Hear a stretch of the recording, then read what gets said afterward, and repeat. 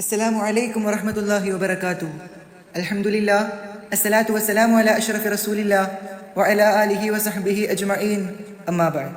ഏറ്റവും ബഹുമാനാദരവുകൾ നിറഞ്ഞ ഉസ്താദുമാരെ, രക്ഷിതാക്കളെ, കൂട്ടുകാരെ, മുത്തുനബി മുഹമ്മദ് മുസ്തഫ സ്വല്ലല്ലാഹു അലൈഹി വസല്ലമ തങ്ങളുടെ മീലാദ് ലോകമാകമാനം കൊണ്ടാടുന്ന ഈ സുന്ദര സുദിനത്തിൽ ഞാനും നിങ്ങൾക്ക് മുമ്പിൽ അവിടുത്തെക്കുറിച്ച് അല്പം സംസാരിക്കുവാൻ ആഗ്രഹിക്കുകയാണ്.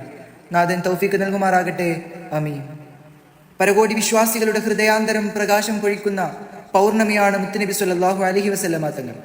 അവിടുത്തെ പ്രകീർത്തനങ്ങൾ വാമൊഴിയാലും വരമൊഴിയാലും അടയാളപ്പെടുത്താൻ അന്ത്യനാൾ വരെ ഒരാൾക്കും സാധ്യമല്ല. അത്രത്തോളം പാരാവാരം പോലെ പരന്നു കിടക്കുകയാണ് മുത്തിന്റെ കീർത്തനങ്ങൾ. അല്ലാഹു സുബ്ഹാനഹു വ തആല തന്നെ പറഞ്ഞല്ലോ, അങ്ങയുടെ കീർത്തി നാം ഉയർത്തിയിരിക്കുന്നു എന്ന്. അതെ, ആ കീർത്തന പൂർത്തീകരണം അസാധ്യം തന്നെ. അവിടുത്തെ സ്മരിക്കപ്പെടാത്ത ഒരു സമയവും ഇല്ലെന്നതാണ് സത്യം. സ്വലാത്തിന്റെ സ്വരരാഗങ്ങൾ സദാ ഹബീബിന് സമ്മാനിക്കപ്പെടുമ്പോൾ ഒരു സെക്കൻഡും അവിടുത്തെ പുകഴ്ത്താത്തതായില്ല. മുത്തിന്റെ കീർത്തനത്താളിൽ നിന്നൊരു ചെറുതാള് ഞാനും നിങ്ങൾക്ക് മുമ്പിൽ നിവർത്തി വാക്കുകൾക്ക് വിരാമം കുറിക്കാം. കള്ളിലും കാമക്കൂത്തിലും ലയിച്ചു കണ്ണിൽ കാണുന്നതിനെ മുഴുവൻ ആരാധിച്ചും അരുതായ്മകളിൽ മാത്രം ആനന്ദം കണ്ടെത്തിയിരുന്ന അജ്ഞരായ അധമ വിഭാഗം അതായിരുന്നു 6-ാം നൂറ്റാണ്ടിലെ അറേബ്യൻ ജനത. ഈ സമൂഹത്തിലേക്കാണ് മുത്തുനബിയുടെ യുഗപ്പിറവി. സ്നേഹ സമീപനം കൊണ്ടും സഹന മനോഭാവം കൊണ്ടും സത്യത്തിന്റെ സമ്പൂർണ്ണ സമർപ്പണം കൊണ്ടും ഹ്രസ്വകാലം കൊണ്ട് ആ അധമ വിഭാഗത്തെ സംസ്കാര സമ്പന്നരാക്കി എന്നുള്ളതാണ് മുത്തുനബിയുടെ ഏറ്റവും വലിയ വിജയം. പിറന്നത് പെൺകുഞ്ഞാണെന്നറിഞ്ഞാൽ നിർദ്ധയം ജീവനോടെ കുഴിച്ചു മൂടിയ കാട്ടാളന്മാർക്ക് മുമ്പിൽ 2 പെൺമക്കളെ വിദ്യ നൽകി വളർത്തി വലുതാക്കിയവന് പരലോകത്ത് പ്രതിഫല കൂമ്പാരമുണ്ടെന്ന സന്ദേശം എത്തിച്ച് സ്ത്രീകൾക്ക് സ്വത്തവകാശമുണ്ടെന്ന് പ്രഖ്യാപിച്ച് അവിടുന്ന് ജ്ഞാന വെളിച്ചമേകി സ്ത്രീ സ്വാതന്ത്ര്യത്തിന്റെ വിത്തുകൾ പാകി വർണ്ണവിവേചനത്തെ പടികടത്തി കറുകറുത്ത ബിലാൽ തങ്ങളെയും വെളുവെളുത്ത സൽമാനുൽ ഫാരിസി തങ്ങളെയും സാഹോദര്യത്തിന്റെ ഒരൊറ്റ പൂമാലയിൽ കോർത്തു. ഇങ്ങനെ അവിടുന്ന് രചിച്ച സുഹൃത വിപ്ലവം വിവരിക്കാനാവില്ല. വിമർശകരുടെ ആരോപണ നൂലാമാല പോലെ വാളുകൊണ്ടല്ല അവിടുന്ന് പരിശുദ്ധ ദീനിനെ പടിപടിയായി ഉയർത്തിയത്, മറിച്ച് ഉത്കൃഷ്ടവും വിശിഷ്ടവുമായ സ്വഭാവത്തിലൂടെയായിരുന്നു. അല്ലാഹു സുബ്ഹാനഹു വ തആല പറഞ്ഞല്ലോ, നബിയെ, അങ്ങ് വിശിഷ്ട സ്വഭാവത്തിന് ഉടമയാണെന്ന്.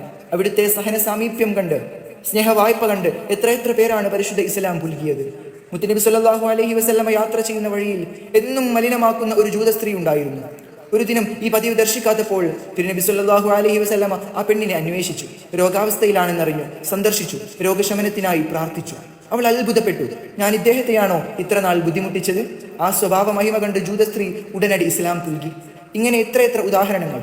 ബോധന വഴിയിൽ കല്ലുകളും മുള്ളുകളും കനൽ ചീളകളും ഒന്നൊന്നായി പതിച്ചപ്പോൾ അവിടുന്ന് സഹിച്ച സഹനത്തിന്റെ പ്രതിഫലങ്ങളാണ് അന്നും ഇന്നും എന്നും ഇസ്ലാമിന്റെ വിജയരഹസ്യം. ഇതര മത നേതാക്കൾക്ക് പോലും ആ മഹത്വത്തെ വാഴ്ത്തേണ്ടി വന്നു എന്നതാണ് സത്യം. അതുകൊണ്ട് നമുക്ക് സത്യസരണി സമ്മാനിച്ച മുത്തിനെ സ്നേഹിക്കൽ നമ്മുടെ ബാധ്യതയാണ്. നിങ്ങളുടെ മാതാപിതാ സന്താനങ്ങളെക്കാളും മറ്റെല്ലാത്തിനേക്കാളും എന്നെ സ്നേഹിക്കുന്നതുവരെ നിങ്ങളിൽ ആരും പരിപൂർണ വിശ്വാസികളാവില്ല എന്നാണല്ലോ അവിടുന്ന് തന്നെ പഠിപ്പിച്ചത്. ഈ മഹിതമൊഴിമുത്ത് അന്വർത്ഥമാക്കിയാണ് സ്വഹാബത്തും താബിഈങ്ങളും ജീവിതത്തോണി തുഴഞ്ഞത്.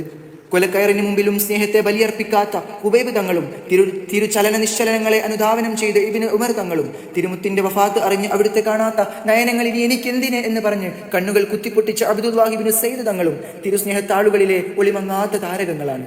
ആ മുത്തിനെ സ്നേഹിച്ചും പ്രകീർത്തിച്ചും അവിടുന്ന് കാട്ടിയ മികച്ച പാതയിൽ ഗമിച്ചും നമുക്ക് മുന്നേറാൻ സാധിക്കട്ടെ എന്ന് പ്രാർത്ഥിച്ചുകൊണ്ട് ഞാൻ എൻ്റെ വാക്കുകൾക്ക് വിരാമം കുറിക്കട്ടെ.